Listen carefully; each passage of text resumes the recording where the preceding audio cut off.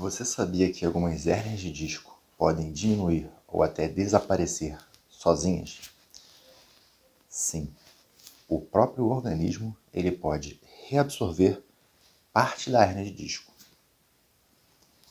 Mas então surge a pergunta, né? Se algumas hérnias de disco elas podem desaparecer espontaneamente, sozinhas, por que certos pacientes acabam precisando de uma cirurgia? Existe alguma forma de prever, de saber quem vai melhorar, vai ter a hérnia reabsorvida e também quem não vai melhorar, quem vai ter que operar? Nesse vídeo eu vou explicar exatamente quais os fatores que influenciam a evolução de uma hérnia de disco. Normalmente as mais comuns são a hérnia L4-L5 e a L5-S1 na região lombar. E qual é o maior erro que muitos pacientes cometem ao interpretar a própria ressonância? No caso, o próprio laudo, né, da imagem. E fica até o final porque eu vou mostrar os sinais que indicam também, indicam que esperar ele pode não ser uma melhor estratégia em muitos casos. Eu sou o Dr. Juan, cirurgião de coluna aqui no Rio de Janeiro, e aqui você encontra informação séria, baseada em evidências, tudo para melhorar e cuidar da sua coluna e de quem você tem por perto. Agora vamos falar sobre a surpreendente capacidade do corpo humano.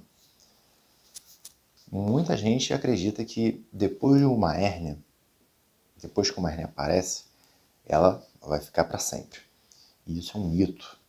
Isso não é verdade. O organismo ele possui mecanismos naturais capazes de reduzir e até mesmo reabsorver parte desse material que herniou, que saiu para fora. No caso do disco, né? Que tem aqui em vermelhinho.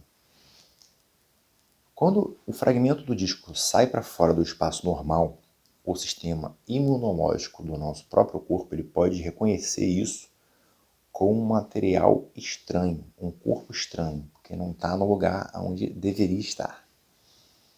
E isso desencadeia um processo inflamatório controlado, localizado. As células do próprio organismo passam a degradar e absorver gradualmente esse fragmento.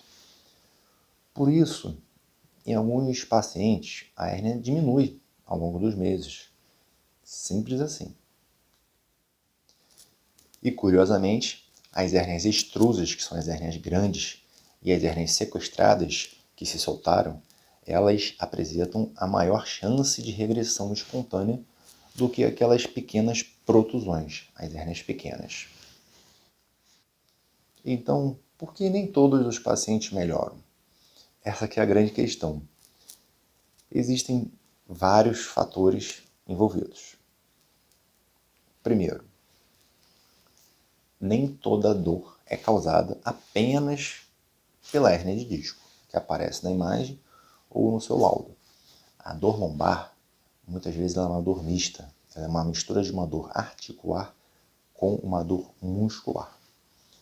Muitas pessoas apresentam desgaste articular, ou seja, a artrose, ou então uma instabilidade vertebral, que é a espondilolistese, tem vídeo disso no canal, ou então uma estenose associada, que é aquele estreitamento, também tem vídeo de estenose no canal.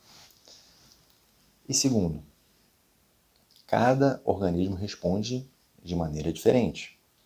Alguns pacientes apresentam uma melhora rápida, alguns pacientes já praticam atividade física com regularidade, já fazem academia, já têm um fortalecimento do seu core, que é o eixo aqui da coluna, do corpo, tudo tonificado, o espartilho natural está bem posto ali e segura bem essas alterações, esses desgastes. E acaba que às vezes tem uma inflamação persistente. E terceiro, a intensidade da compressão nervosa ela pode variar.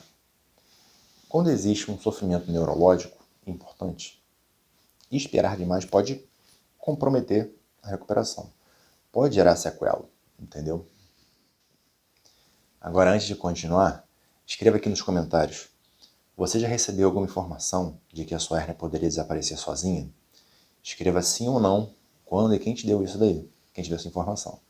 Eu quero saber quantas pessoas já ouviram isso. Normalmente é o contrário. Se tem hérnia, tem que operar. Mas tem que ter calma, paciência.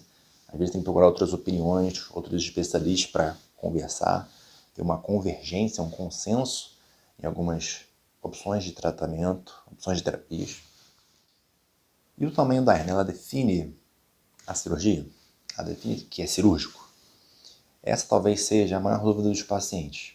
E a resposta é não necessariamente. Porque o que acontece? Uma hérnia grande, ela não significa automaticamente uma cirurgia. Ou seja, que o paciente tem uma fraqueza importante que já vai gerar sequela. E uma hérnia pequena não significa necessariamente um tratamento conservador simples. Às vezes uma hérnia pequena ela está num espaço menor, reduzido, uma hérnia foraminal, que é o túnel por onde passa o nervo, por onde sai o nervo, essa parte daqui, essa aqui, ó, desse modelo, e que aí ela às vezes precisa de um tratamento mais intervencionista. Então o que realmente orienta a decisão é a combinação entre sintomas, o exame físico, a perda da força, limitação funcional do paciente, resposta ao tratamento conservador em até 3 meses e a qualidade de vida do paciente. Eu frequentemente vejo alguns pacientes com hérnias bem volumosas, evoluindo muito bem sem cirurgia. Mas é aquilo, às vezes tem que ter paciência, tem que tomar um remédio adequado, tem que ficar em repouso. E a vida de alguns pacientes não permite isso, então acaba tendo que ser optado por uma cirurgia. E eu vejo também pacientes com hérnias de disco menores, as famosas protusões, mas com grande sofrimento e perda funcional, necessitando de uma intervenção. E muitas delas cirúrgicas. E é só para tirar aquele fragmento. Às vezes aquilo ali já incomoda, já alivia quando sai. A brincadeira que é a famosa pedra no sapato, né? Quando a cirurgia pode ser necessária? Existem algumas situações clássicas disso.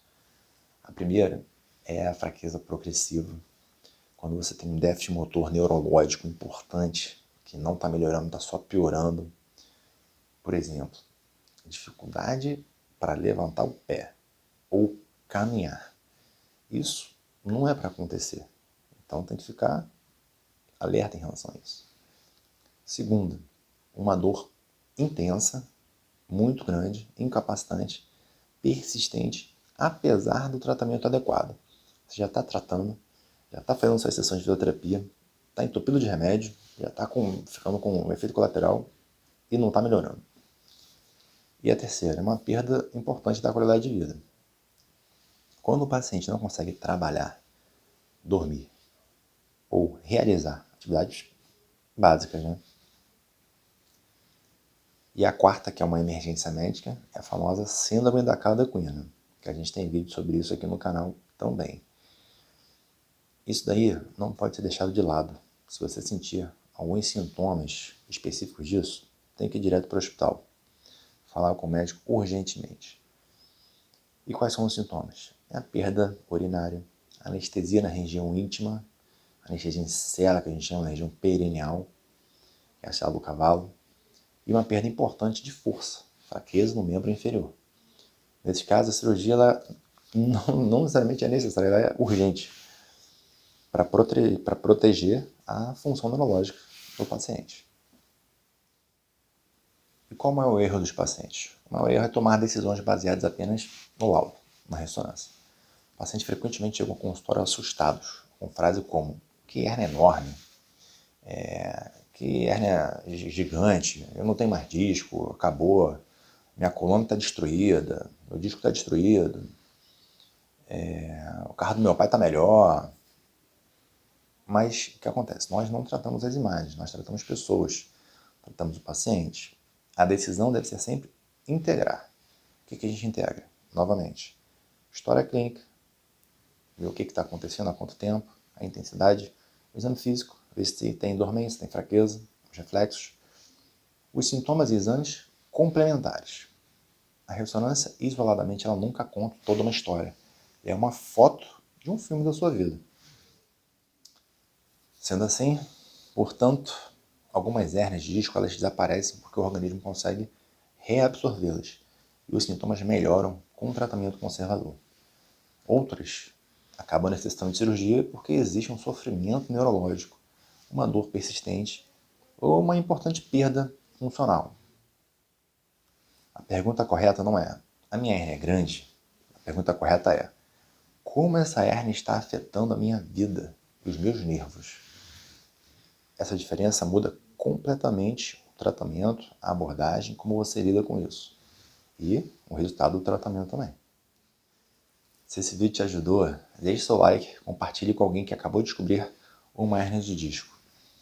Aproveite e inscreva-se no canal, porque tem mais vídeos. Na próxima semana, provavelmente eu vou falar quanto tempo uma hérnia pode comprimir o nervo antes de deixar sequelas permanentes.